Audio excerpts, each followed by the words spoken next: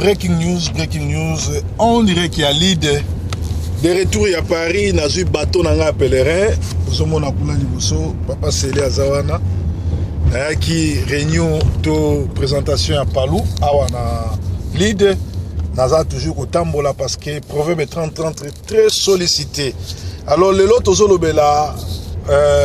Kabila a pesi mbongo ebele na Amazon et na Charoufa pour ba distraire ba Congolais na koswana na ba distraction. Entre temps yekuna azo changer ma solo na cour constitutionnelle. Au moni pouvoir wana et viva kaka na ba distraction na ba polémique. Apesi sumbongo ebele oyo apesa ke pa ya mwasi na ye Olive Lembe akene kopesa Amazon pour que Amazon va continuer à distraire la population. Mais nous avons nyonso ba ibisa papa bongo aboya Charoufa parce que Charoufa waza mosa libala na place atika papa wemba lala na kimia place akei ya komi ko revendiquer que normalement titre oyo ya héros national ya moi c'est héros national il faut pas ça yé parce que vivre la musique ça mouvement na yé ça bord na yé ça ba idée na yé. Alors, et pourtant, moi, c'est à Libala, moi, c'est à Pasteur. Peso au talibien, au monde que loko la bakende pas maman olangi na ye na Amazon baza envoûté il faut pas luka délivrance na bango parce que ezo laksake bazali bongo envoûté baza bato ya misala mabe lisusu tozo sa ba politicien nyonso boza kolala boza na retard katumba moi qui asi ya bandi propagande na ye bozo ka makambo nyonso bakangi ye o azo no samba ezali ko fula Kabila zo fula ye ezali déjà propagande abandi ya présidentielle parce que boyebi ke ye Katumbi moi qui azata na diplôme comment les ana Moïse Katumbi ye Moïse Katumbi azata na diplôme T atanga pe classe T azape atana projet de société T alors azam même pas na parti politique to yote parti politique na nini mais Katumbi azali toujours agent PPRD, membre PPRD, entouré dans la PPRD, puis Azali entouré dans les supporters à Mazembe. Donc, nous avons que tous en lead, nous avons bien dit tous autant là. Mutuo Azali na parti politique, Mutuo Azali ata na staff mora makasité à part la PPRD, Yewana azotambo na supporter ya Kabundi, ya ba supporter ya ba supporter à Mazembe. Koutino abeta 8 ans en prison. Pour alobaki sauvons les Congo. Donc ce qu'il fallait bakanga ceux qui ont un problème na Kabila azaki ko déranger Kabila baro même pas na prison baro no sambise même pas na parquet baro kangaye manu militari ba tie baro na boloko senga na bino boye ba Kabila asala ngo déjà na Vital Kamerhe afula petit nae ndenge mo pazo fula Moïse ceux qui Moïse azaki vraiment ko bank sa Kabila azaki trop dangereux à ternir na kati ya prison ndenge lelo oyo nani Diomi Frank Diomi azakuna mais aussi longtemps que bazo sala ba théâtre na bango wana ba benga ngoza ko fula pe ko lancer mutu to moni susu na Martin Fayulu il faut expliquer biso pourquoi lors il y a passage na France 24 ba commis azali porte-parole ya PPRD est-ce que zali ba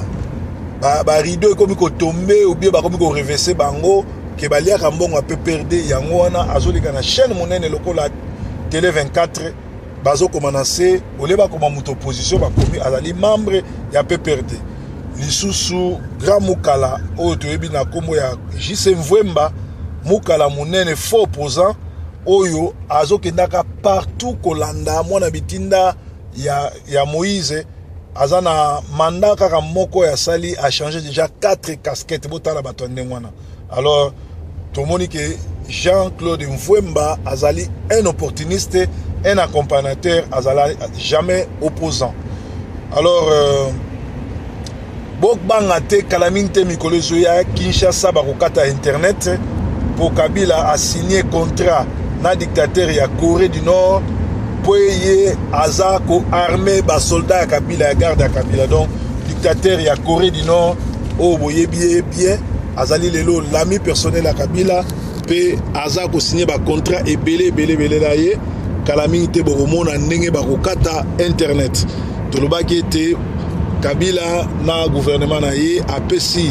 Amazon na Charoufa mbongo ebele pour continuer à distraire le peuple congolais. Et pourtant le peuple congolais to la moka to komi na ngonga oyo esengeli biso to bengana système wana mobimba parce que baza bato balingi ba congolais te baza bato bazo nyokola ba congolais bazali bato oyo bazo travailler pour na intérêt ya ba congolais te bokomona na est ya Congo bazo inventer basi ya zemi koboma ba mama na bana na est ya Congo bazo boma ba congolais mikolo nyonso.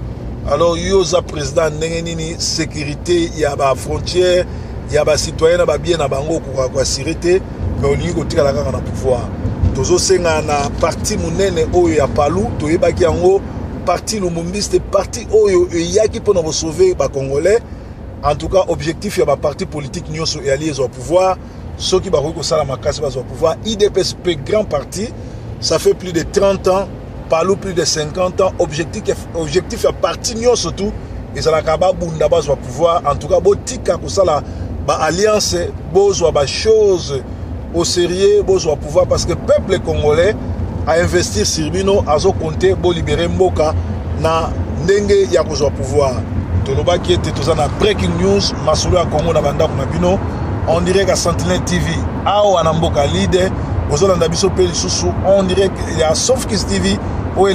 à partir du Canada. Les acquis proverbe 30-30 depuis l'idée, la 4e émission, tous salé la bino, tous continuer à saler la bino, peut-être saler la carabino, nous amenons pas mon labino, nous amenons zanabino. Breaking news en direct à l'idée, après Paris,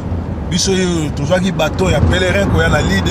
et si ka wapi to ya ki ba mission ya musala, et si ka wapi to ko kutana bandeko ebele pour na discuter toujours makapamboka. Donc tolobaki esengeli ba congolais to la muka to benga na système wana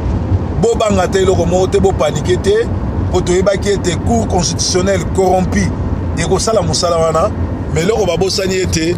constitution mboka na biso ba ko toucher en te ba ko changer en te et ko tikala kaka ndengo wana pe Kabila le 20 décembre 2016 soki apakati mbango te